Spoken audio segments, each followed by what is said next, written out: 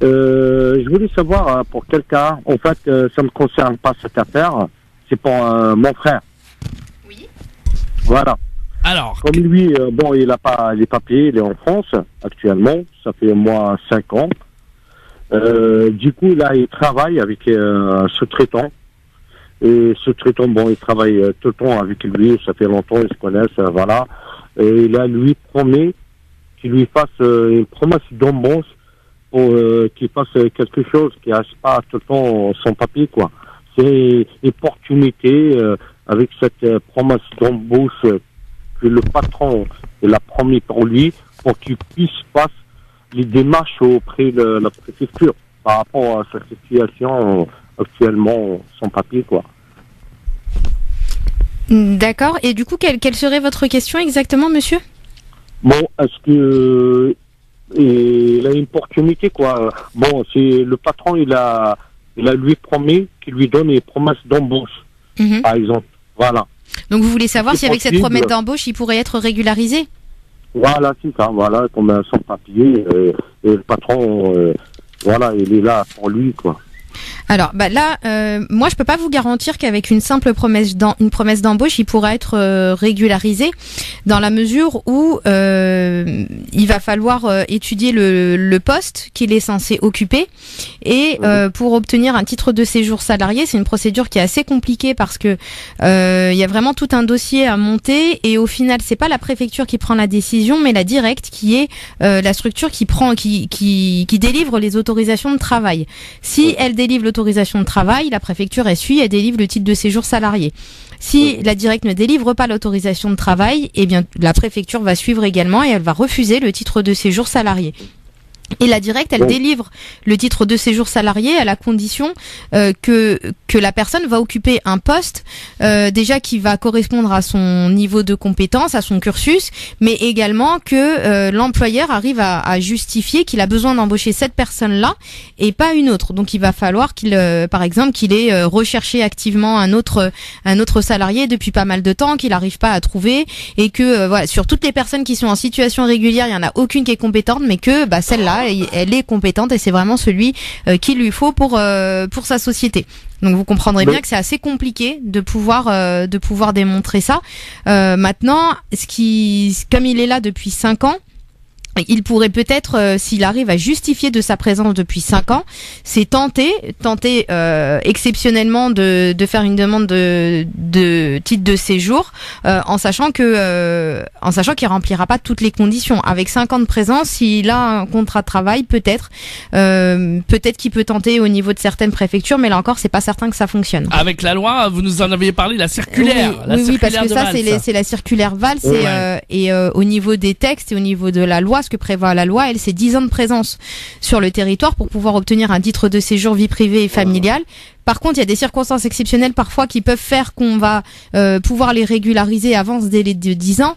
Mais là, voilà, ça va vraiment dépendre des circonstances, et il pourra pas invoquer de toute façon le bénéfice de cette circulaire, parce que comme c'est ce que j'expliquais la semaine dernière, ce n'est qu'une circulaire, elle n'a pas, c'est pas une loi, donc dans la mesure où elle n'a pas valeur législative, on peut pas l'utiliser et l'imposer. Donc là, maître, pour faire cette démarche, il doit demander un titre de séjour exceptionnel, c'est ça ? Là, c'est assez compliqué de pouvoir lui dire quel est le titre de séjour qu'il va pouvoir solliciter. Comme je lui disais, c'est que il demande le titre de séjour salarié parce qu'il va avoir une promesse d'embauche et un projet de contrat, etc., là, il peut l'obtenir, mais sous certaines conditions, sous les conditions que j'ai énumérées tout à l'heure, qui vont faire que la directe va délivrer l'autorisation de travail, et donc la préfecture le titre de séjour. Maintenant, si c'est à l'avance que le poste qu'il va occuper n'est pas un poste dans lequel il y a une pénurie de salariés, d'un poste qui ne relève pas de ses diplômes ou autre, dans ce cas-là, il y a peu de chances qu'il arrive à obtenir l'autorisation de travail de la directe, et ça sert à rien qu'il perde du temps sur une procédure qui de toute façon n'aboutira pas. Il faudrait qu'il tente le vie privée et familiale, mais là encore, c'est sous réserve qu'il ait les justificatifs des 5 ans de présence et qu'il arrive à mettre en avant une circonstance exceptionnelle. Il a les fiches de paye, votre frère, ou pas ? Ça, il n'y a pas de problème. Il a tout, machin, mais d'après quand ils disent, franchement, s'il a besoin, le patron, il a besoin de lui, est-ce qu'il faut un métier spécifique ? Ah, ouais. Normalement, oui. Il a besoin de lui. Par exemple, si on dit je suis diplômé, je suis un ingénieur d'état d'informatique, ou bien je suis un maçon, c'est pas pareil. Exactement, c'est ce que je vous disais. C'est pour ça que je vous dis, là, après, il faut voir vraiment, c'est au cas par cas. Ah, bah il faut essayer alors. Voilà. Ouais, il faut essayer. C'est au cas par cas. On choisit la spécialité dans le domaine, qu'est-ce qu'on travaille, quel patron, qu'est-ce qu'il a besoin exact aussi. Exactement. Voilà. Exactement. On peut pas embaucher priorité un maçon ou un plomberie, on laisse un ingénieur d'état l'informatique, quoi.